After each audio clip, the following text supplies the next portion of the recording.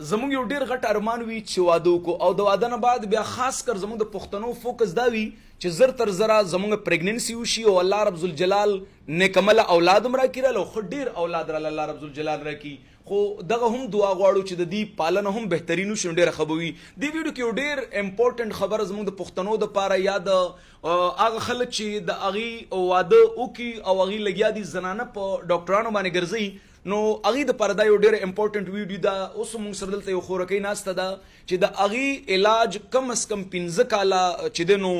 د اغي کورنۍ وکړلو خو د اغي چې کوم نارینه دی نو هغه نارینه چې د نو ټیسټ نه کولو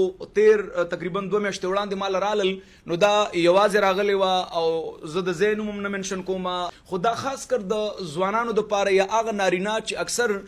زنانه په ډاکټرانو باندې ګرځي او په خپل باندې د خپل ځان علاج نه کوي. دغه خورکۍ تقریبا 15 کال دي ته علاج شلو مختلف ډاکټرانو له بوتل خو جدي به کم ډاکټر لم لاړل زه دا نه چې ډاکټرانو ورته نه ویلي څنګه چې ما ته پوس کړی دی چې د نارینه ټیسټ را ترا کنو هغه د نارینه ټیسټ چې ما دي تکلو ویلي نو دی ویلي چې زما نارینه و چې بالکل ټیک یم بار بار ما دي ته دا خبرو چې ګوره بیبي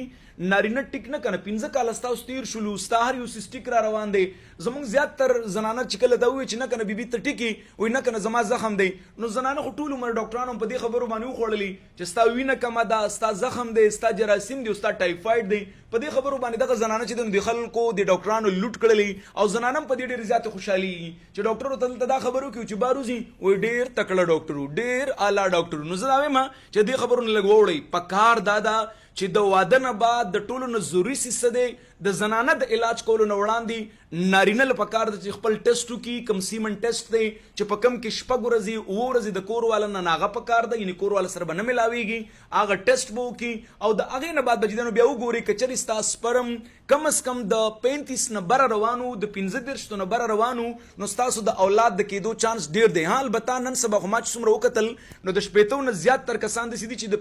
55 نه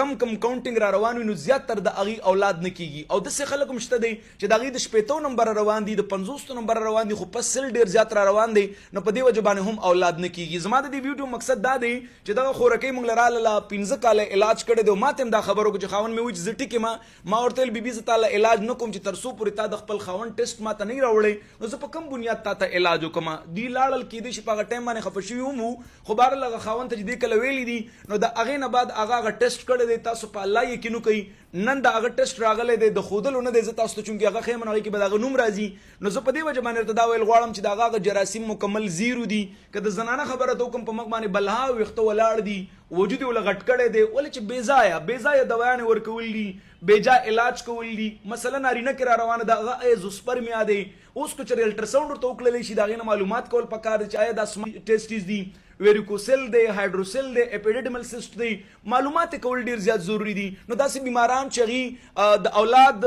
خواهش لري نو د ټولو نه ضروري څه دی د نارینه ټیسټ دی او زه هم د ټولو ورونو ته دا خواست کول غواړم چې د واده نه بعد د زنانه د علاج کولو نه وړاندې خپل سیمن ټیسټ وکړئ کومه چېرته ما طریقه وښودله چې ستاسو څنګه واده وشلو کوشش به وکړئ تاسو یو میاشت انتظار وکړئ که چېرې تاسو پریګننسي کول غوښتل او تاسو پریګننسي نه ده شوې یو میاشت ورته نور هم انتظار وکړئ که 2 میاشتو کې ستاسو پریګننسي ونه شوله نو د زنانه نه وړاندې نارینه له پکار دا ده چې خپل سیمن ټیسټ وکړي خپل سپرم ټیسټ وکړي هغې کې موټایل کم اکټیو سپرم دی هغه وګوري